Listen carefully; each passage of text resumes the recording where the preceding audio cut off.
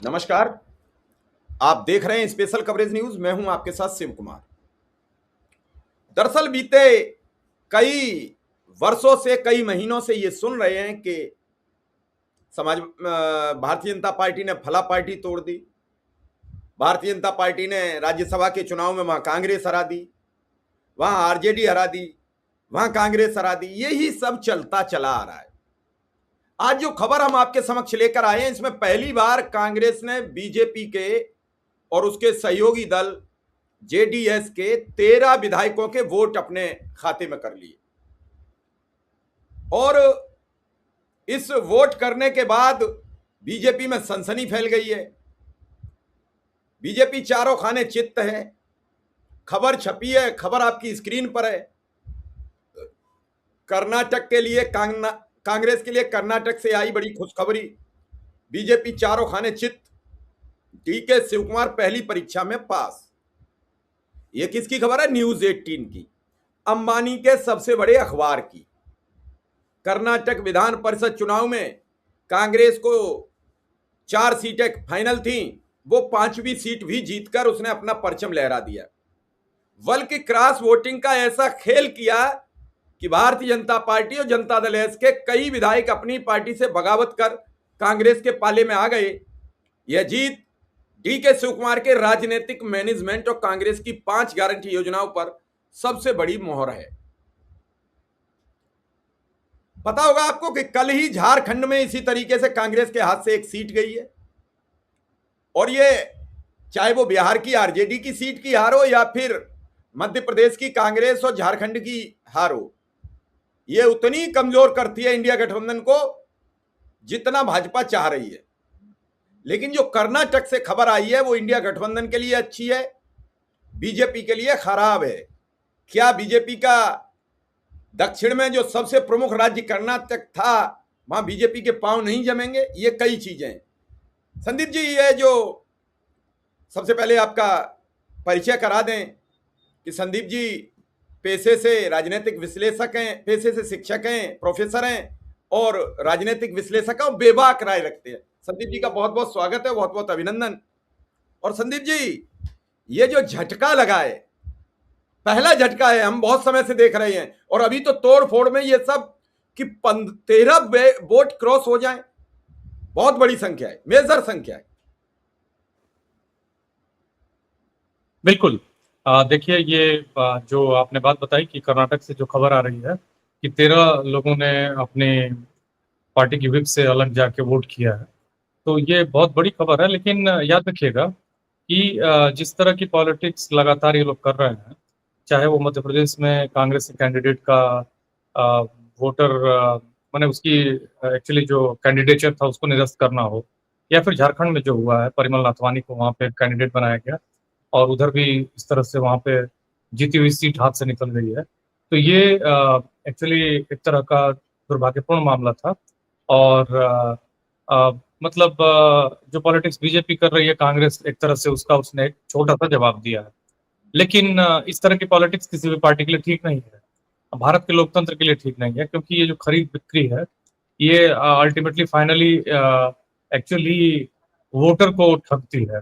तो इसकी कुछ ऐसी व्यवस्था होनी चाहिए। जो इस चीजें हो रही हैं लगातार, ये बहुत गड़बड़ है। और लेकिन संदीप जी, जरूरी तो हो गया था। भाजपा रुक नहीं रही थी, भाजपा किसी को समझ नहीं रही थी। कल ही फर्जी खबरें प्लांटेड हो रही हैं कि सपा टूट रही है। जैसे ही उद्धव की पार्टी का बंटाढार हुआ, उसी के बाद सपा पर लग गए हैं। तो क्या ये जो संदेह पैदा भाजपा करके नुकसान कर रही है, ये सामाजिक नुकसान, तो उसे एक झटका जरूरी था। उसके ये विधायक कम हुए, क्रॉस वोट किया है, एक जनमत में संदेश जाएगा। जनता होपलेस है कि भाजपा किसी को छोड़ेगी नहीं। तो वो यही तो साबित करना चाहते हैं कि सारे दल नाकार आए, सारे दल चुनाव जीत जाते हैं, उसके बाद अपने सांसद विधायकों को नहीं रोक पाते। यही तो संदेश दे रही है। तो कांग्रेस ने ये किया तो मेरे हिसाब से ठीक किया है। वैसे तो गलत है। ये हॉर्स ट्रेडिंग का मैं प्रबल विरोधी हूं। ये हॉर्स ट्रेडिंग समाज को खाती है, ये गांव के गरीब का वोट खाती है। बिल्कुल, लेकिन जानते हैं इससे कुछ खास अचीव नहीं होगा। मैं ये कह रहा हूं, क्या उचित है, अनुचित है, सही है, गलत है, हम कौन होते हैं तय करने वाले। लेकिन जब हम इसको एनालाइज करते हैं तो एक चीज निकल के आती है कि ये एक्चुअली लोकतंत्र के लिए गड़बड़ है। और सबसे बड़ी बात यह है कि हमें इनको इस तरह से नहीं रोकना है। जनता सब कुछ नोट कर रही है, सब लोग एक सीमा तक नोट करते हैं, पेशेंस की भी सीमा होती है। जैसे जब आपने देखा होगा कि 2014 में जो अन्ना आंदोलन था, झूठ का नैरेटिव खड़ा किया गया और बहुत सक्सेसफुल हुआ, बड़ा आंदोलन हुआ, मीडिया साथ में हो गई थी, इंडिया अगेंस्ट करप्शन था। अभी तो पूरी सच में जो उत्पीड़न हो रहा है भारत की जनता का, ऐसा तो मुझे नहीं लगता है कि 14 से लेकर जो 26 तक पिछले 12 सालों से इस तरह का कोई रिजिम थी क्या, जहां मुसलमानों को रोज मॉब लिंचिंग हो रही है, जहां वंचितों का उत्पीड़न हो रहा है, जहां इकोनॉमिक कोलैप्स है, जहां केवल मीडिया का झूठ मूठ का नैरेटिव चल रहा है और देश को पूरा गुमराह किया जा रहा है। देश में अब कुछ बचा नहीं, चाहे वो आर्थिक स्तर पे, सामाजिक स्तर पे, सांस्कृतिक स्तर पर जो हमारे पास थी, अ, वो सब भी छीन लिया गया है। अब देखिए ना कि कुछ इनके लोग हैं जो खुलेआम जगह जगह अपना दल बना के, तमाम धार्मिक दल बना के और लोगों को गाली दे रहे हैं, धर्म विशेष के लोगों को गाली गलौज कर रहे हैं, जबकि धर्म इसलिए बनाया गया था कि लोग गाली छोड़कर सभ्य बने। तो ये असभ्य से सभ्य बनने की जगह सभ्य जो थोड़े बहुत थे असभ्य बन रहे हैं। तो धर्म भाई इसके लिए नहीं था। ऐसा धर्म आप अपने पास रखिए, दूसरों को कम से कम मत सिखाइए, ऐसे धर्म की रक्षा की बात मत करिए। मोहम्मद साहब कौन थे, उन्होंने कौन सा त्याग किया, आप जाके पता करिए, कहाँ से आए थे, क्या किया था, या हिंदू धर्म की जो फाउंडेशन है वो क्या है। तो ये सब चीजें उनको देखना होगा। तो कुल मिला के मुझे लगता है कि एक राज्य में कुछ लोगों को मैनेज कर लेना ये वास्तव में कांग्रेस के लिए एक अच्छी खबर है। और एक तरह से देखा जाए तो ये एक माने उत्साह को बढ़ाने वाली है। लेकिन आपके सामने सबसे बड़ी चुनौती है कि आप कैसे देश में इलेक्टोरल रिफॉर्म्स लागू करते हैं, कैसे आप फेयर इलेक्शन करा लेते हैं, क्योंकि भारत में इलेक्शन हो ही नहीं रहे हैं। तो ऐसे में तो सबसे बड़ी चुनौती है कि छोटी छोटी जीतों, ठीक है ये छोटी छोटी जीतें जरूरी हैं, लेकिन जनता की जीत बहुत जरूरी है। जनता रोज हार रही है। इन एमएलए एमपीज का, इन राज्यसभा एमपीज का कोई कनेक्ट नहीं है। ये लोग जो चुन के जाएंगे कितना उसका आवाज उठा पाएंगे। ठीक है, ये विपक्ष को 5 लोग मजबूत करेंगे, अच्छी बात है, लेकिन बाकी ये क्या हो रहा है। अब तो सीधी सीधी लड़ाई जो है, संघर्ष जो है, वो जनता के हितों के की रक्षा का हो चुका है। हित उनके इतने टकरा रहे हैं, हित उनके इतने मतलब प्रभावित हो रहे हैं कि आर्थिक स्तर पर इतना चुनौतियां हैं कि जिसकी आप कल्पना से मैंने जिसकी आप कल्पना नहीं कर सकते हैं। पेट्रोल जो है 120 के आसपास चला गया है। दिल्ली में भी जो सिंपल पेट्रोल है वो 101 के ऊपर बिक रहा है। सोचिए किसी ने कभी कल्पना की थी कि 10 सालों के भीतर ऑलमोस्ट ये दुगुना हो जाएगा। तो ये विकास है। सवाल तो पूछने पड़ेंगे कि पर कैपिटा इनकम में हम कहाँ पे हैं, हमारी मैन्युफैक्चरिंग का क्या हुआ, हमारी एमएसएमईज का क्या हुआ, हमारे लोगों का रोजगार का क्या हुआ, हमारे जो उद्योग धंधे हैं स्किल का क्या हुआ, वो कैसे बढ़ेंगी। एडुकेशन से सब कुछ बढ़ता है, एडुकेशन को आप तोड़ रहे हो। तो सबसे बड़ी बेसिक सवाल यह है कि कल कांग्रेस जनता पार्टी का दिल्ली में प्रदर्शन है। इससे पहले विपक्ष को सामने से आके लीड करना होगा, क्योंकि कांग्रेस जनता पार्टी भी जो हिस्सा खा रही है वो कहीं ना कहीं विपक्ष के संघर्षों का है पिछले 12 सालों का। वो स्पेस वो ले रहे हैं, अपना स्पेस उनको नहीं देना चाहिए। आप जब लड़ रहे हो तो सामने से आके हर मुद्दे पे लड़ो, खाली नीट ही नहीं, पूरा देश आपका है और हर मुद्दे पे। और सबसे बड़ा मुद्दा तो यह कि फेयर इलेक्शन, जहां भी इलेक्शन हो रहे हैं वहां फेयर इलेक्शन होने चाहिए। कर्नाटक में कांग्रेस जीत गई इसलिए क्योंकि वहां उनकी राज्य में सरकार है, लेकिन बाकी जगहों पर ना नहीं है, जहां पे उनके साथ किस तरह का अन्याय हो रहा है आप देख लीजिए, अपने से तय कर लीजिए। नहीं, बिल्कुल आपने ठीक कहा। मध्य प्रदेश में बीजेपी की सरकार थी, थोड़ी कमी पर आपने देखा कि पर्चा निरस्त कर दिया गया, क्योंकि मीनाक्षी नटराजन एक गरीब परिवार से आती थी, एक साधारण महिला थी, गांधीवादी महिला थी, उनका पर्चा निरस्त हो जाता है। वहीं नथवानी जी का पर्चा जब कमियां पाई जाती हैं तो उन्हें 11 बजे तक मौका दिया जाता है, क्योंकि जो सिस्टम है वो पूरा अनिल मसीह पैटर्न पर चला गया है कि आप कुछ भी कर दीजिए, आपका कोई बिगाड़ नहीं सकता। अब दूसरी घटना मध्य प्रदेश की अभी आपने देख ली कि जिसका मुकदमा ही नहीं है उन पर, कोर्ट ने स्वीकार कर लिया कि हम तुम्हारा मुकदमा क्या चलाएं, तुम पर तो मुकदमा ही नहीं है। मैं ये कह रहा हूं कि यहां 135 विधायक थे कांग्रेस के, 3 विधायक सरकार को निर्दलीय समर्थन किए हुए हैं और कांग्रेस को वोट मिल गए 151। ये प्रक्रिया कांग्रेस अन्य राज्यों में कैसे लागू करे, वहां सत्ता में नहीं है तो वहां रोके कैसे।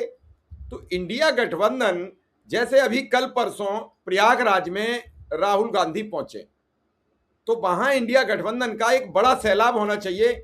जो कॉकरोच पार्टी के जो सारे प्रोग्राम चल रहे हैं उनसे कम से कम 25 जाए, एकदम भीड़ हो, एकदम सैलाब हो।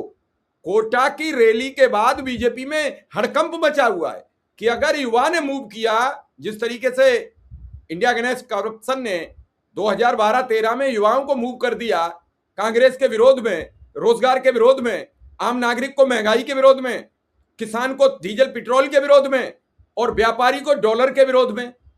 उन सब विरोधों का जो एक जंक बना, उस जंक ने मनमोहन की एक गुड गवर्नेंस की जो सरकार थी उसे उधेड़ के बुन दिया। क्या कर पाए हम लोग?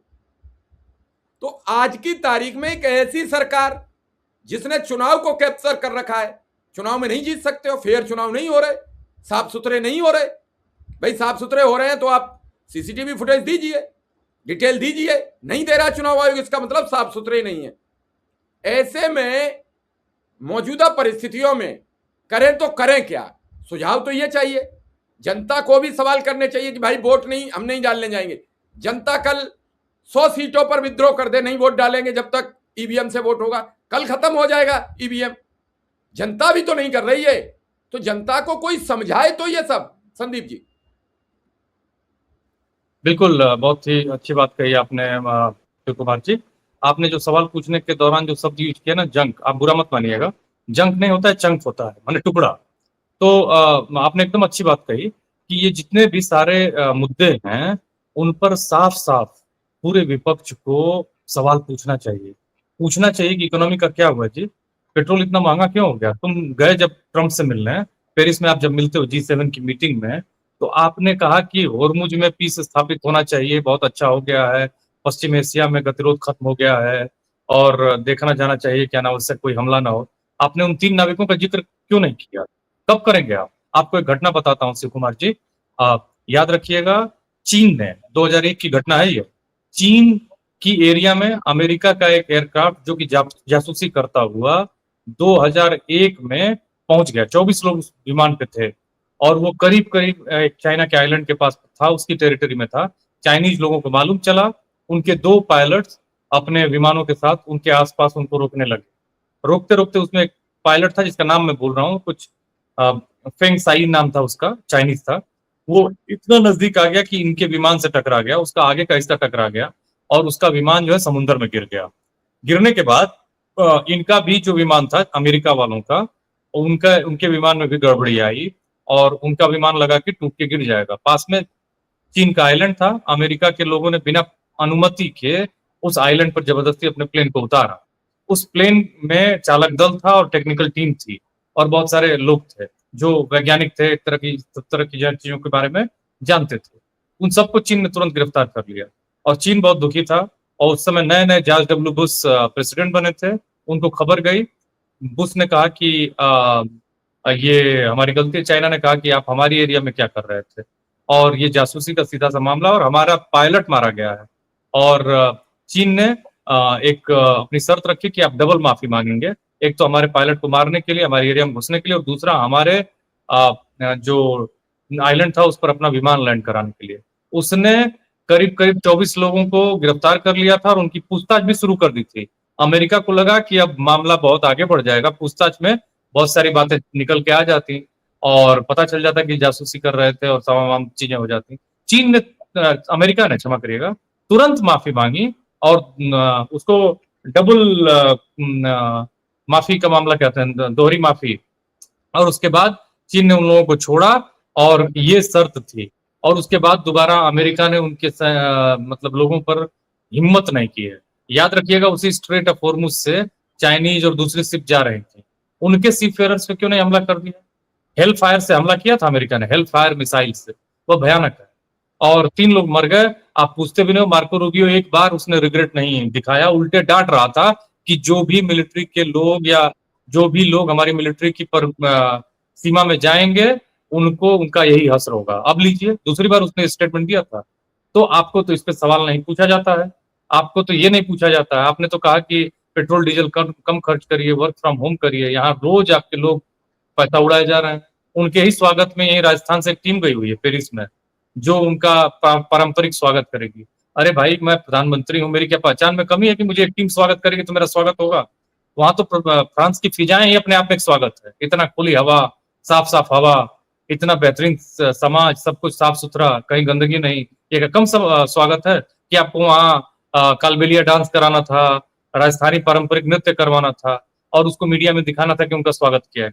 तो ये जिसकी मेंटेलिटी हो, त्याग वो दूसरों से चाहता हो और हर समय अपना स्वागत चाहता हो, तो भाई त्याग तो आपको करना पड़ेगा, आगे रह के, और आपको उदाहरण पेश करना होगा। ऐसे तो काम नहीं चलेगा कि आप दूसरों को फोर्स करोगे और अपने जैसे मन करे वैसे उड़ाते चले जाओगे। अभी याद रखिए, एक और वीडियो वायरल हो रहा है। अभी राष्ट्रपति महोदया का जन्मदिन है। जन्मदिन जानते हैं, उड़ीसा से आती हैं वो, और मैं उड़ीसा से आते हैं, उड़ीसा का एक सुंदर सा जिला है मयूरभंज। मयूरभंज। और उसी का एक नाम भूल रहा हूँ उस जगह का, याद आ जाएगा अभी बातचीत के दौरान। वहीं की रहने वाली हैं वो, मयूरभंज जिले की रहने वाली हैं। वहां उनके जन्मदिन को मनाने के लिए जबरदस्त तैयारी हो रही है और प्रधानमंत्री भी जाएंगे। प्रधानमंत्री 21 जून को योग दिवस के दिन बंगाल भी जा रहे हैं।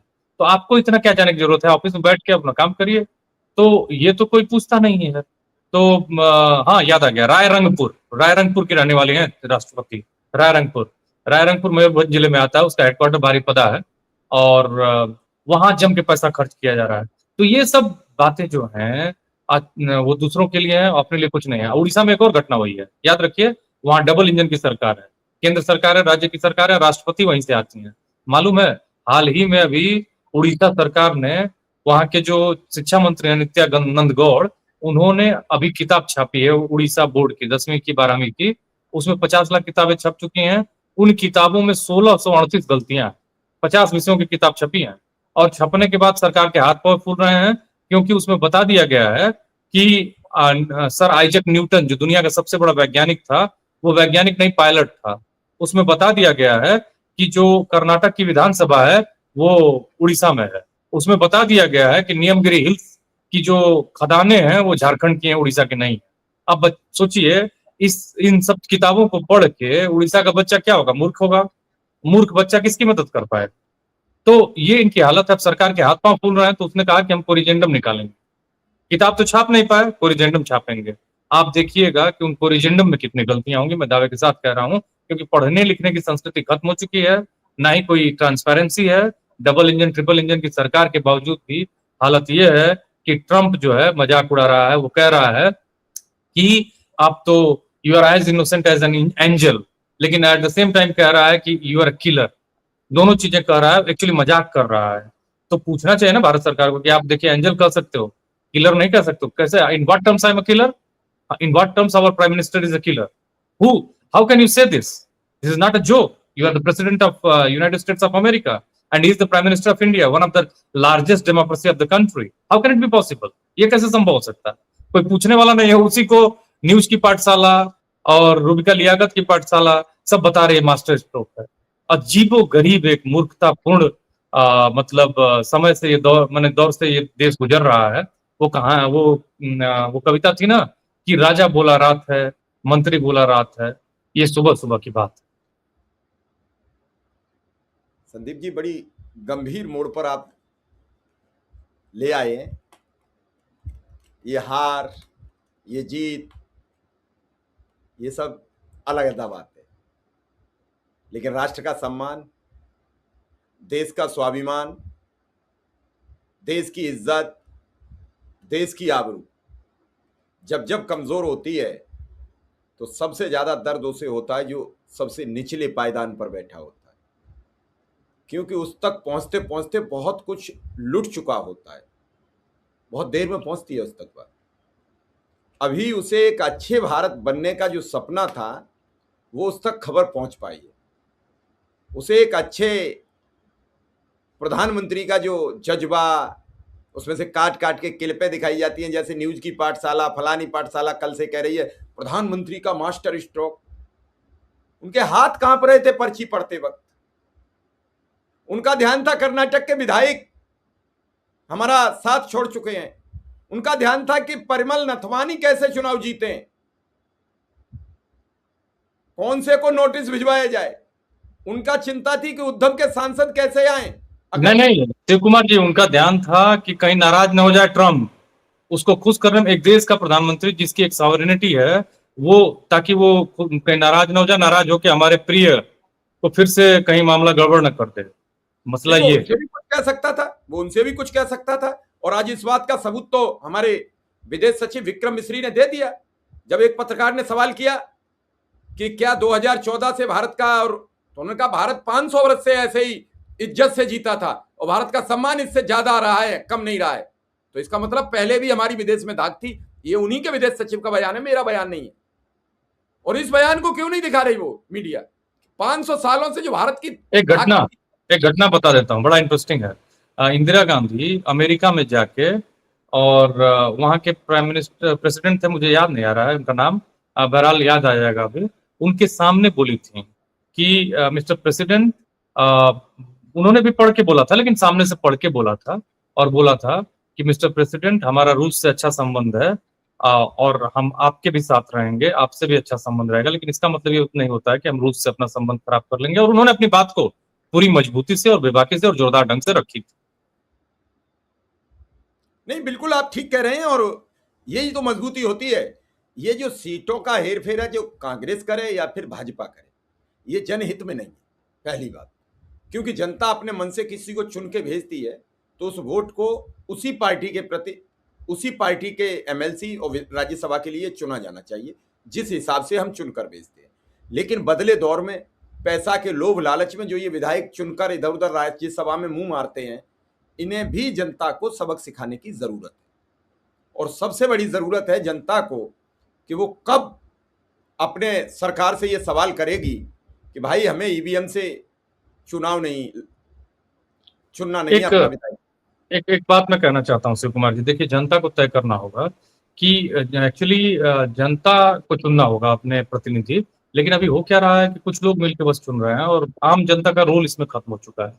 देखिए, हमको काकोली घोष दस्तिकार क्यों चाहिए सांसद के तौर पे? क्यों चाहिए? क्या करती थी वो पार्लियामेंट में आके? लोग कहते हैं कि पार्लियामेंट इतने घंटे नहीं चले, लोगों के टैक्स का पैसा खत्म हो रहा है। मैं तो कह रहा हूँ कि आधे से ज्यादा सांसद जो हैं वो शिव कुमार मिश्रा की तरह भी उतने सचेत नहीं है कि देश में इतनी चीजें हो रही हैं, उतना भी नहीं जानते हैं। अपनी महंगी गाड़ियों से कलकत्ता से निकलते हैं, शहर से एयरपोर्ट आते हैं, एयरपोर्ट से प्लेन में बैठते हैं, फिर दिल्ली एयरपोर्ट पे उतरते हैं, बड़ा झोला, महंगा झोला, ड्राइवर आया लेके आया, घर लेके आया, बढ़िया खाना खाया, अगले दिन सोया, उस रात सोया, सुबह पार्लियामेंट गया, कोई मतलब नहीं, ना कोई सवाल है ना कोई मुद्दा है। ऐसे 100 पीस लोगों को से हम लोगों का क्या मतलब है भाई? जाओ तुम अपने घर पे रहो, हो गए कुलीन, तुम अपने घर के कुलीन हो गए। यहाँ तो आधी क्या 90% जनता जो है मिनिमम चीजों को तरस रही है। आप बता दीजिए कि एक थाली कितने में मिलती होगी दिल्ली में, क्वालिटी जो खाई जा सकती है, और कितना एक लेबर कमाता है एक दिन में? ये सवाल संसद पूछेगा ना। लोहिया यही पूछते थे, वो कांग्रेस से ही निकले थे। कांग्रेस सोशलिस्ट पार्टी के 1935 में वो सदस्य थे, वो कांग्रेस में थे, लेकिन कांग्रेस नहीं कर पा रही थी बहुत सारी चीजें, तो सवाल पूछते थे। अभी रहते तो वो तो सड़क पर से हटते ही नहीं, सड़क पे घर बना लिए होते। जो मुद्दे उस समय थे उससे तो 1000 गुना ज्यादा है इस समय मुद्दे। इस समय इतनी खराब स्थिति है कि आप देखिए पेपर पर पेपर लीक हो रहा है, कोई पूछने वाला है? एक मंत्री, पहले एक घटना हुई और शिवराज सिंह पाटिल ने कपड़ा बदला और उस कपड़े पर इतना बवाल हुआ कि उनको इस्तीफा शाम तक देना पड़ा। और हर कोई सामान्य घटना पर देता था अपनी जिम्मेदारी लेते हुए, नैतिक जिम्मेदारी लेते हुए, क्योंकि उसके डिपार्टमेंट से एक फेलियर हुई है। आप जिस डिपार्टमेंट को देख रहे हो, फेलियर पर फेलियर पर फेलियर। एनटीए अपने आप में करप्शन है, नेशनल टेस्टिंग एजेंसी, लेकिन कोई इस्तीफा देने को तैयार नहीं है। बेशर्मी से वो उसकी बेटी गई विदेश पढ़ने, उसको सिम चाहिए था, यहाँ से लोगों ने सिम खरीद के भेजा, सिम तो मिल ही गया, ऊपर से उसने 65-66 हजार रुपए का जो बातचीत की थी उसका भी बिल किसी प्राइवेट कंपनी ने पे किया, किसने किया भगवान जाने, लेकिन दूसरों ने खरीद के दिया। अब सोचिए जब दूसरा उसका पे करेगा तो उसको निकालेगा कि नहीं निकालेगा? दो ही रास्ते हैं, उसको आप एक्चुअली आप उसके लिए काम करोगे, उसको कहीं ना कहीं ओबलाइज करोगे। तो ओबलाइज जब वो होगा तो पूरे देश की जनता होनी चाहिए ना। तो समस्या ये है कि हमारे सांसद हमारे काम के नहीं है, विधायक काम के नहीं है। अब 10% 5% भी काम कर रहा था तो चला लेते, यहाँ तो 0% काम के नहीं है। उनका जनता से कोई सरोकार नहीं, जनता मिलने के कदों की नहीं है, अभी आराम कर रहे हैं। अब भाई कभी चलोगे नहीं, कुछ करोगे नहीं तो पेट दर्द करेगा, हाथ पैर दर्द करेगा। जनता के लिए एक कप चाय पिलाने के लिए 10 मिनट का समय नहीं है। ऐसे सांसदों को पार्टियों को खुद निकाल देना चाहिए, कह देना चाहिए कि तुम जाओ यहाँ से, तुमको राजनीति करने का कोई मतलब नहीं। तो ऐसी स्थिति में आप देखिए कि चीजों का आसपास कितना दाम बढ़ चुका है। 2.5 करोड़ के 2 बेडरूम के फ्लैट बिक रहे हैं दिल्ली में, बिकने चाहिए क्या? एनसीआर में बिक रहे हैं, किसी न्यूयॉर्क में इतनी प्रॉपर्टी की दाम नहीं है दुनिया के किसी देश में। आप हालत यह है कि आज शिव कुमार या कोई जो मान लीजिए यहाँ शिव कुमार तो छोड़ दीजिए, दूसरा कोई सामान्य आदमी जिसका फ्लैट है वो बेच के दिल्ली का दुनिया के महंगे शहर में घर खरीद सकता है। लेकिन दिल्ली में क्या है कि इतना महंगा होना चाहिए फ्लैट? हवा पानी सब कुछ खराब है। कब सुधरेगा ये? कैसे रहेंगे लोग, कैसे चलेगा? नहीं, बड़े सवाल हैं और बड़े सार्थक सवाल हैं। फिलहाल इस खबर को यहीं विराम देंगे। आपने समय दिया, इसके लिए आपका बहुत बहुत आभार, बहुत बहुत धन्यवाद।